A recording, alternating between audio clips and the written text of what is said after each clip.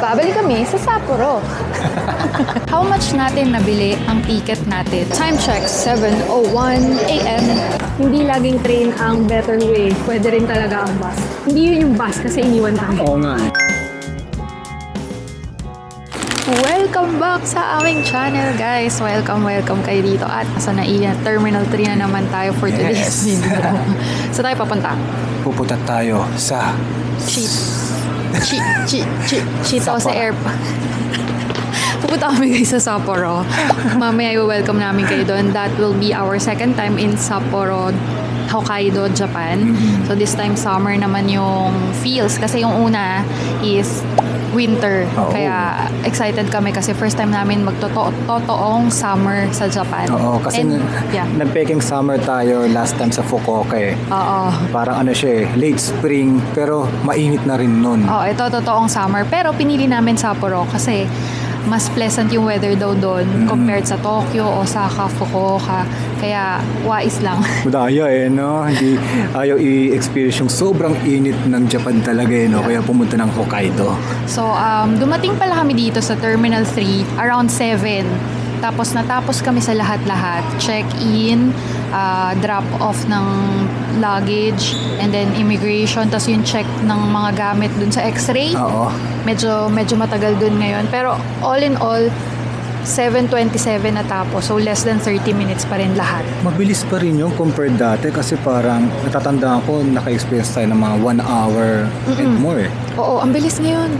Pinaka nagugustuhan ko ngayon yung check-in. Walang pila pagdating namin, and even sa immigration, maiksi lang yung pila. Tapos, ang tinanong sa akin, sige, immigration kwento, ang tinanong lang sa akin ay, kailan balik? Same, ganun din sa akin. Yun lang, tapos tataka agad. Kasi, kaya din medyo tumagal yung immigration kanina. Dapat mabilis yun eh, kasi napaka-konti talaga ng pila. Medyo marami talaga yung iba tinatanong.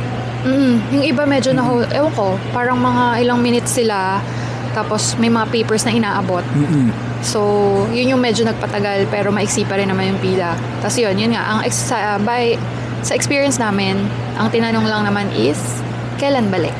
Hindi nga tinanong saan punta eh. Tama. Kasi nandun naman yung sa boarding pass. So, ayun. So, huwag kayong kabahan sa immigration, guys. Just be honest kung ano yung tanong, yun lang yung sagot. Kung ano yung hanapin na documents, yun lang yung pakita. Hindi nyo naman kailangan i-hand over agad-agad. Just when needed lang. Ayun, 7:27. Actually, dapat mabilis pa yon. Maliban doon sa immigration, yung x-ray, nagulat ako, parang dumaan dun sa i-inspect yung bag. Oo. Ayun pala, hindi naghintay kami ng kaunting oras. Actually, minuto pala. Ayun pala, hindi sa akin yung i-check. Oo. Parang naisama lang sa'yo dun sa kabilang line, yung i-check isa-isa. Yung pala, yung susunod na luggage sa kanya, yun yung may something na tinatanong kung ano yung laman. So, ayun, isa pa yun. Check na rin maigi kung ano yung laman ng mga luggage para hindi rin ma-hold doon sa x-ray. Tapos, how much natin nabili ang ticket natin sa papuntang Chitose? Grabe, magugulat kayo guys. Drum roll nga, pwede ba drum roll na Drum roll! 8,900 pesos po. Via Cebu Pacific. 8,900 pesos round trip, kaming dalawa na. Yes, hindi yun each, guys. It's 8,900 for 2 round trip. Grabe. Well, may konting additional for our luggage. Pero yun yung base. I mean, yun na yung initial nung nag-book kami. Yeah. Oo. Sobrang mura nun. Kaya ito yung pinakamurang na-book namin na sulit. Bakit sulit? Kasi ang Chitose medyo mahal eh. Mahal at saka parang mga around yung regular rate or regular fare is mga tumingin ako 30 to 35K. Oo. Dalawang tao. Tsaka kasi mahal pumunta dito, halos wala yung direct flight, halos. Kasi yung ibang mga parang mga full service airlines, parang dadaan muna ng Narita, tapos saka magta-transfer domestic. Yeah. Kaya nagulat ako nung meron yung Cebu Pac na Chitose, diretso. Talagang inabangan natin yung seat sale. Yeah. March. Kaya thank you so much Cebu Pacific. Hindi ito sponsored ni Cebu Pacific, pero baka naman Basta, thank you pa rin kasi lagi kami nakakakuha ng piso fare. Kung gusto nyo ng tips about piso fare, let us know. Baka gawa namin ng video or reel para sa inyo. Pero yun, yes, very suki kami ng piso fare. Tiyagaan lang para makabili. Pero totoo po guys, 8.9 lang. Papakita ko yung screenshot siguro dito nung nabili. Yan lang talaga yung binayaran. Wala pong hidden charges and kung ano man. Magkano posta? May magka-comment pa rin dyan. Hindi maniniwala. O hindi maniniwala. Wala namang piso fare. Wala namang ganyan. Niloloko nyo kami. Eto look at this. So guys, Jamie nga pala and John. welcome kayo dito sa aming vlog. Kita-kits later sa Sapporo pero bago yan, punta muna tayo sa lounge kasi may access tayo sa lounge dito sa NAIA Terminal 3 at magpahinga at kumain. Let's go! Oh. Tayo na sa Marhaba. Good morning. Morning. Thank you. No Thank boarding you. announcement. That's it. Salamat. Nandito na tayo sa loob ng Marhaba. Bakit ba Marhaba pinili? Pwede tayo A-lounge siya. Dito na lang. So, hiningi lang nila yung boarding pass and yung credit card na ginamit, which is BPI Visa. And good for 2 access na siya. So, let's go.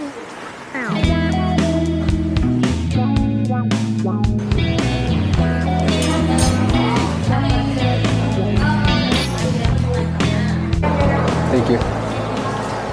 So, kakalabas lang namin ng Marhaba Lounge. Siguro, almost 2 hours din kami nag-lounge doon. So, ang ginamit namin na card access Marhaba Lounge is BPI Signature Visa. Swerte din natin, may mga ganun. Kasi gumagastos kami minsan ng mga pagkain. Di ba, may tapaking dito. Or Kenny may Rogers. Kenny Rogers. So, Starbucks. Around 1,000 din mga gastos namin sa food na ngayon, libre na. Kasi dahil sa credit card. So, kung meron kayo nun, mga credit cards nyo, check nyo na lang kasi baka merong access sa mga lounge dito.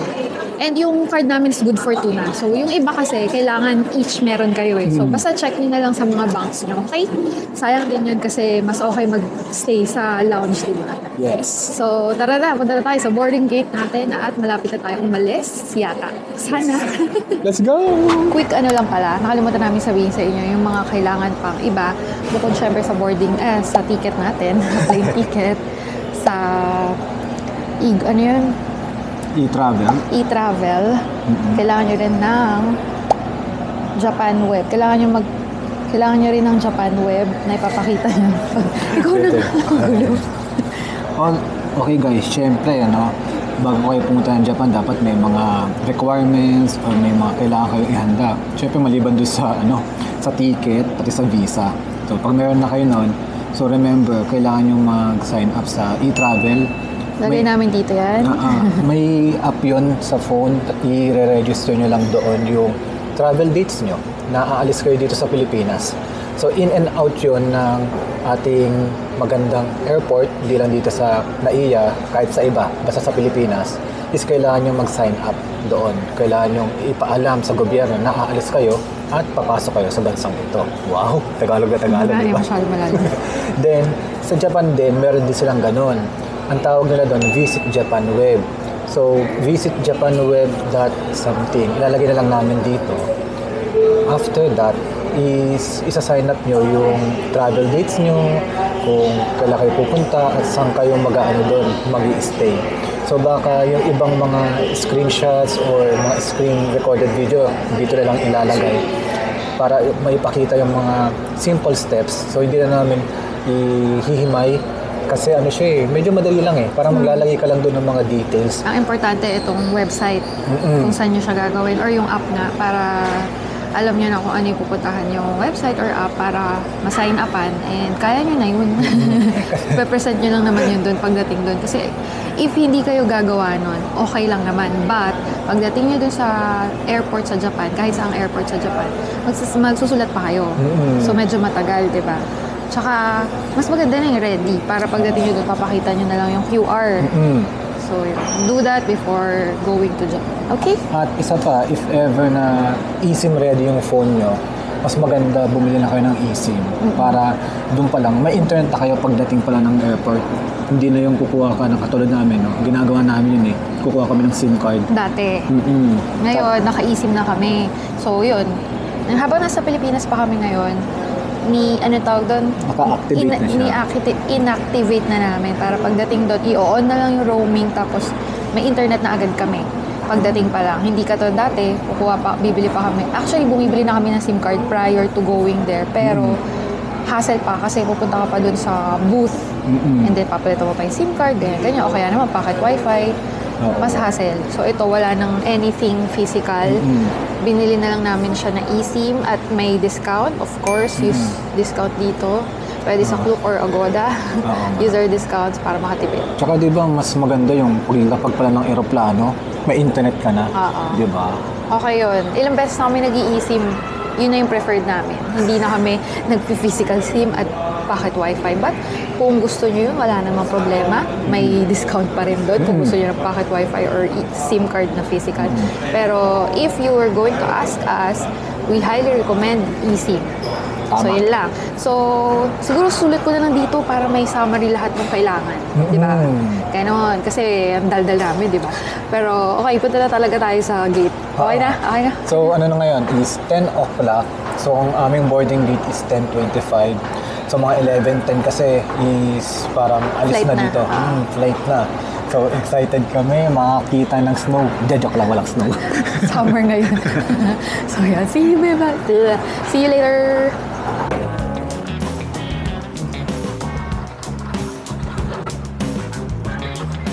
Saan tayo pupunta?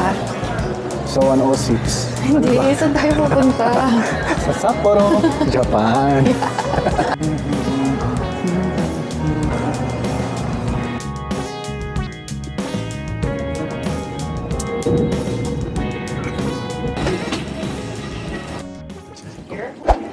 Welcome to Chitose Airport, guys. Nandito na kami, landed safely and sound. Dumating kami mga around 5:10. Tapos 5:10 local time ng Japan, Japan, syempre. so mga 4:10 sa atin. Tapos kanina, mga 15 minutes lang overall from paglapag to immigration to customs to kuha ng baggage. Ang bilis, no? Ang bilis lang. Grabe. Tapos ang itsura dahil first time nga namin dito, ang itsura niya is, syempre medyo malayo sa, sa Narita. O kaya diba? sa Kansai, medyo Oo. malayo siya. Parang local kasi. Tsaka mas maliit. Ganon. Pero ang bilis, ang efficient lagi ng mga galawan, ganon. Konti lang yung Pasahero. Konti, hindi puno yung plane namin. Tapos, medyo cloudy pagdating namin. Hindi pa namin alam paglabas kung malamig o mainit. Pero feeling ko hindi eh.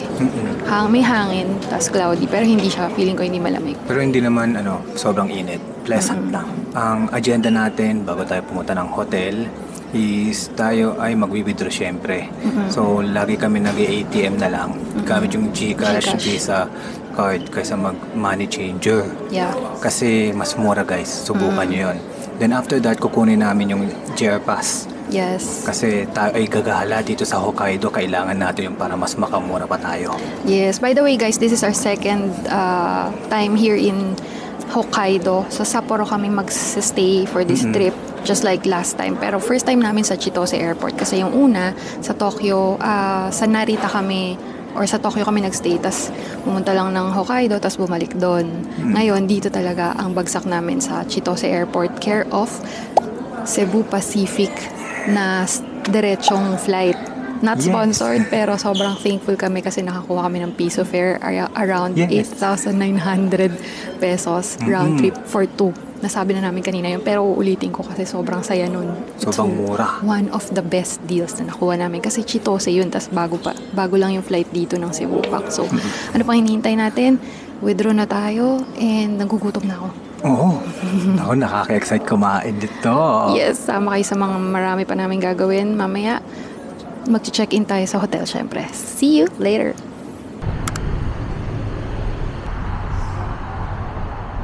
So guys, dito kami ngayon sa may bus. Dito kami sa may bus ngayon, nag-aantay kasi yung nadat na naming bus kanina is napuno na. So, di kami naka-abot doon. okay lang naman kasi 6:30 naman yung next. So, ilang minutes na antayan lang siya. Hindi, yun na yung next, oh. Ayan na pala. Ayan na yung next. Napuno na kasi yung kanina. So, yung mga dapat gagawin pa namin, like mag-withdraw sana sa ATM, pati kunin yung JR Pass. Parehas namin di nagawa. Kasi may extra yan pa kami. Tapos yung JR Pass, nasa domestic, so malayo. Bukas na lang din namin kunin. Sabay ng withdraw, di ba? Yes. May pang bayad pa tayo sa food Oo mamaya. naman. Hindi, pwede naman tayo mag-withdraw mamaya. Ayan, pwede rin pala mamaya mag-withdraw. So, pakita namin yan later or maybe tomorrow, tingnan natin. Pero mag-check-in na kami mamaya. Basta ngayon magbabas kami. Kasi yun yung, bakit bus yung pinili mo? Mas mura at mas mabilis. Tsaka wala masyadong transfer. Kesa sa train. Yun. Alam mo na, tipid tayo. At Yeah. saka efficient. Oo, kasi kung diretso na to mas malapit sa hotel namin. Tapos mas mura pa. True. And diretso, walang lipat-lipat. Dito na tayo, di ba? So, Tama. check nyo yun kung bus or train ba yung mas better. Kasi hindi laging train ang better way. Pwede rin talaga ang bus. Hindi yun yung bus kasi iniwan tayo. Oo nga eh. Joke lang yun. So, hintayin pa natin 6:30. Let's go, Mick. So, ayun, naka-check-in na kami ngayon dito sa aming hotel. Actually, it's a hostel. Plat Hostel KQ? Sapporo Sapporo Sky. Sky. Yun yung buong pangalan niya. So, nabook namin to sa Agoda. And the reason why we booked this is kahit hostel siya is because mas mura. At saka nakasubok na kami ng Plat Hostel from our past trip dito sa Sapporo. Okay naman siya. Hostel nga lang talaga. So, expect nyo guys na hindi siya yung hotel na everyday yung cleaning. Tapos, meron agad bathrobe. Ito is i-rent mo pa siya. So, additional 300 yen each. Tapos, wala din extra unan. Pero, ang pinaka-importante sa amin dito, kaya okay na rin, is merong bathroom na private. May private bathroom. Kasi, yung ibang room dito, shared. Oo. Shared bathroom. Actually, dito sa hallway, pag kumaliwa, kala mo may tinuturong direction no? Pasadyaan, meron ditong shower and toilet. Ayun yung shared. Ayun yung shared. So, dahil meron tayong sariling bathroom, Hindi tayo na natin makikishare. kailangan yan. So, yun yung importante sa amin. So, okay na yung ganito. Sa 3 nights lang naman kami dito. So, okay na siya. And basta, importante talaga is may private bathroom. Pero walang bathtub, which is okay lang kasi hindi na namin ginagamit. So, ayun. Kanina pala, kumain lang kami quickly sa Matsuya and then bumili ng mga konting skincare and mga kailangan ko. Matik yun, guys. Pagdating namin ng Japan, hindi na kami nag-iisip ng kakainan. Yung usual na, which is Matsuya, Nakao, Yoshinoya, Saizeria. O hindi na kasi kami nag-iisip pagdating dahil alam namin gutom na kami from biyahe. So, yun yung mga go-to namin na kainan. At idagdag ko lang kaya din namin itong napili, itong Plat Hostel na to. Kasi if you will be booking summer, pag may flight kayo dito summer sa Sapporo, isa ito sa mga pinakamahal na range ng accommodation maliban sa sa Snow Festival, yung dalawa. So Mahal pag summer? mahal ang summer sa sa Sapporo. Hokkaido kasi ito yung Hokkaido. parang Baguio nila parang Pupunta- Tagaytay. Kasi dito lang medyo pleasant yung weather compared sa buong Japan. Kasi di ba nga sabi sa Tokyo sobrang init, mga 35. Parang Pilipinas din. So, yung summer dito sa Sapporo is pleasant weather pa rin. Parang Baguio or Tagaytay natin. Kaya ito yung napili naming puntahan ngayong summer. Madaya. Oo. Kaya ayun, kaya tama yung sabi niya, during summer here in Hokkaido, medyo mahal ang mga hotel. Kaya ang napili namin is ito. Mga nasa magkano? Nasa 3,000 to. Sobrang mura na nun ngayon kasi yung susunod naming hotel dito worth 6K eh. Oo. So, abangan nyo yun sa mga susunod na videos, sa susunod na mga vlogs. So, I think, okay na. Nasabi na natin. Napakita na rin namin sa inyo yung first time experience namin sa New Chitose Airport from Naiya kaninang umaga. Tsaka yung mga kailangan i-prepare pag pupunta kayo ng Japan. Kaya if ever may katanungan kayo or may gusto pa kayong malaman na hindi namin nabanggit, comment down below and syempre, sasagutin natin yan. Yes, pero baka nakauwi na tayo nun. Oh, May reels naman, may no? May reels. IG, Facebook, TikTok kami na mga short videos na madaling makaano. At meron kaming podcast at meron pang community. May Japan travel community kami sa Facebook. Yun, real time kami sumagot doon pag nagtanong kayo doon at nag-post. Yes. Yun, so nood lang kayo sa amin. Kung gusto niyo ng mga travel vlogs na couple, tapos di naman masyadong activity, chill lang. Sundot-sundot lang yung mga activity kasi syempre ume-edad, tumetrentahin na tayo, diba? So, yun, baka makarelate kayo sa amin kaya follow along. Jamie here! And John, so kami ang Team Nonchalant. Team Nonchalant, Ang Team Pagod na... no, low energy. So, bukas, marami pa tayong gagawin kasi day 0 or day 1 pa lang to. Yung day 2 onwards yun, marami tayong pupuntahan. Pero sabi ko nga, nasa chill mode pa rin. Hindi tayo super duper pagodan. Hindi, papagodin ko to. Papagodin ko to. Di ako sasama. Nag-a-alarm na yung phone ko. So, see you guys tomorrow. See you guys on the next vlog and sa mga podcasts. Bye! Thank you for watching! Dami flowers. Parang hindi na kailangan. Kulit ito, may maliit na trend na. Nandito tayo sa bandang sunflower field